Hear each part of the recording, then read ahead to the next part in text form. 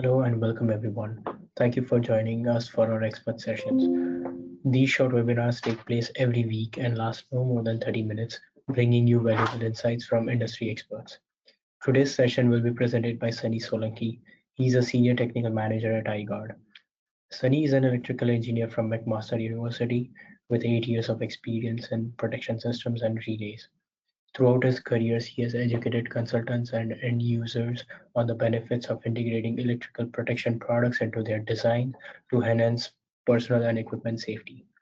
He specializes in providing commercial and technical support for various projects and applications, including HRG systems, LRG systems, hybrid HRG systems, ground fault and arc flash protection systems, and personal protection products. We are excited to have him here today, and we appreciate your participation. Without further delay, I would now request Sunny to take over from here. Hi, everyone. Today's presentation is going to be on UL943 limitations and standards for electrical shock protection in industrial settings.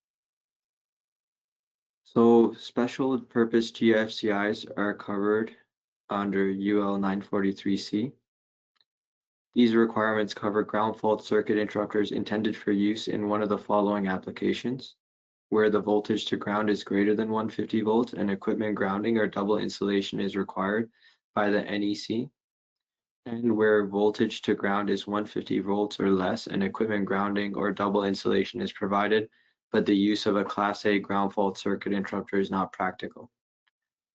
So ground fault circuit interrupters, special purpose, or SPGFCIs.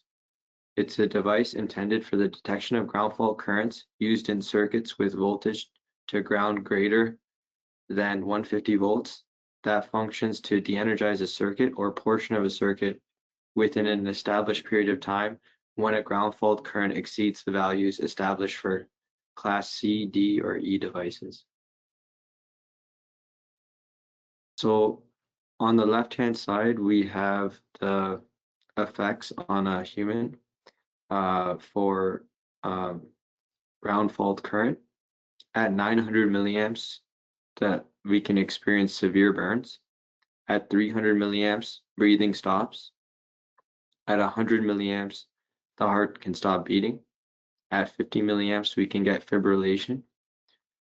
At 30 milliamps, there's suffocation possible. At 20 milliamps is our industrial GFCI trip level. 10 milliamps is our let go threshold. 5 milliamps is a Class A GFCI trip level. 2 milliamps is for mild shock, and 1 milliamp for threshold of sensation. On the right-hand side, which is sourced from IEC 60479-1, we can see that at extreme currents in milliamps, we can get ventricular fibrillation. Between 200 to 500 milliamps, there could be involuntary muscular contractions, all the way up to even 10 milliamps if the duration is long enough. Within this zone, there's no permanent harm, and in this zone, it's imperceptible.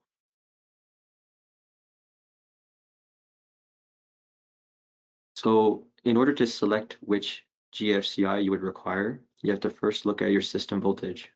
If your voltage to ground is less than 150 volts and you do not have equipment grounding or double insulation, then you would use a Class A 5 milliamp rated GFCI, and this provides protection against let go and ventricular fibrillation.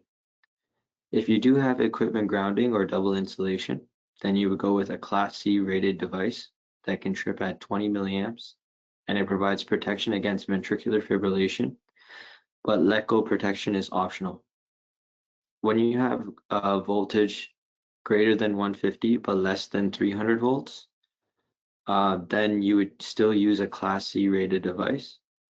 If your voltage is over 300 volts, then you would also need equipment grounding or double insulation that's required by NEC. And you would use, if you have an oversized equipment grounding conductor, you would use a Class D 20 milliamp rated unit with restriction requiring low impedance grounding path. If you don't have an oversized equipment grounding conductor, then you would use a Class E 20 milliamp rating with high-speed tripping. So you could see on the same graph that we had, our Class A is at 6 milliamps, and our Class C, D, and E is at 20 milliamps.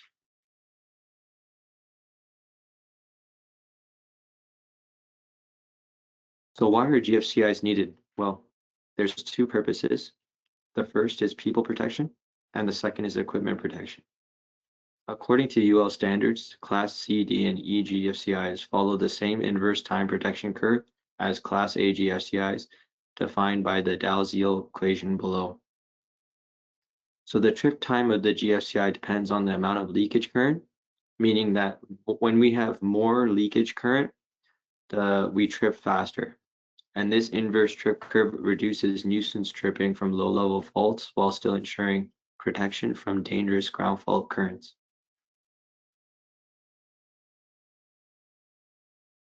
The methodology or working principle is very similar to ground fault protection schemes that are used in resistance and solidly grounded systems, where we would place a zero sequence current sensor wrapped around the three phases to calculate the vectorial sum of the currents. Ideally, when there's no ground fault in the system, this value is close to zero. But when a ground fault does occur in this system, there's going to be an imbalance seen on one of the phases, and that CT sends in information to a relay, which will have a trip setting. And once that trip setting is reached, it uses dry contacts to trip open a circuit breaker to protect the equipment as well as personnel from that ground fault. So we provide these ground fault protection panels in various different arrangements. So I-Gard's ground fault protection panels prevent shock hazards by tripping when ground leakage currents exceed safe levels. It's recommended for areas with potential shock hazards to people or livestock, especially for pumps, motors, heaters, or similar loads in wet environments like marinas, dairies, shipyards, food processing plants, and breweries. We also see some applications for hot tub heaters, as well as for submersible pumps. There's models available for solidly grounded, resistance grounded, and ungrounded systems. In the case of ungrounded systems, there's no ground return path typically, so we establish one within our panel. On the right-hand table, we have different classifications of Class A, C, D, and E GFPD. For Class A devices, we can trip at 6 milliamps at a voltage of 208 volts with a load ampacity of 40 amps or 100 amp. Those are the two variants that we have for Class A. For Class C, there are more variants available at different voltages, tripping at 20 milliamps. At 208 and 480 volts, we have 40 amp and 100 amp load ratings. For Class D, we have 600 volts, which we have three variants for at 40 amps, 100 amps, and 225 amps. And these are tripping at 20 milliamps.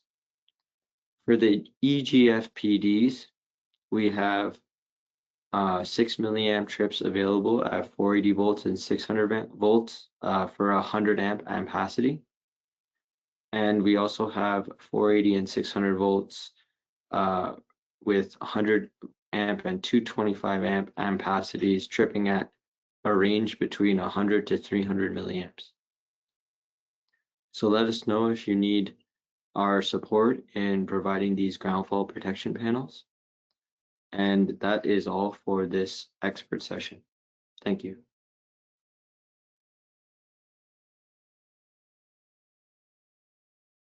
Be opening to questions.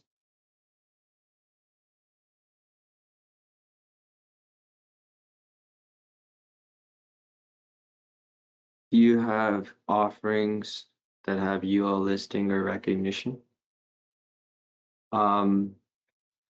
We have UL listing on our ground fault protection panels.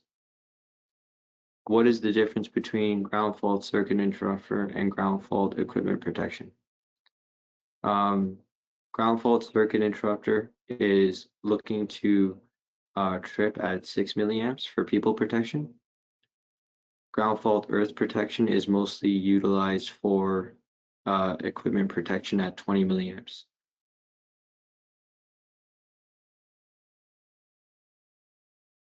On a 480 volt industrial system, can we just alarm on ground fault? No trip needed. It depends on the way that the system is grounded.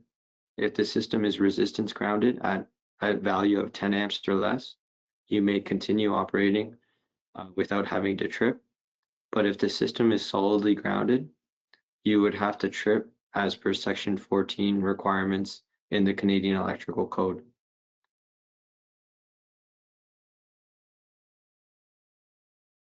Does I-Gard have any white papers to guide,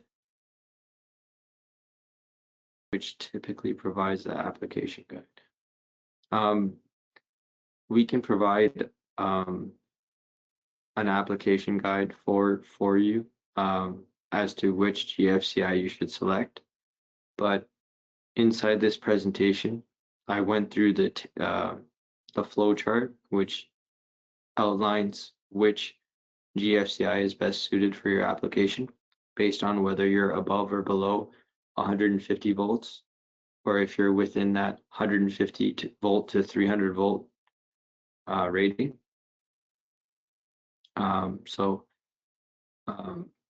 Utilize that, you will have this presentation.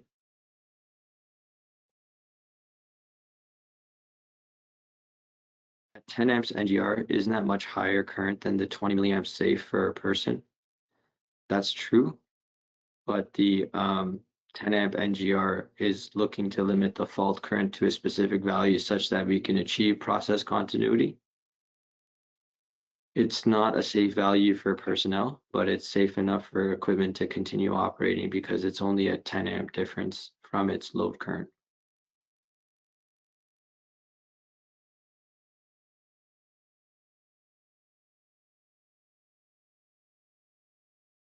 So these ground fault protection panels are more useful for systems that are solidly grounded and that involve equipment and personnel protection that's required. Typically on a solidly grounded system, you're going to experience thousands of amps of fault current leading back to the source. So by tripping open a breaker, we can protect personnel and equipment from high levels of electrical shock.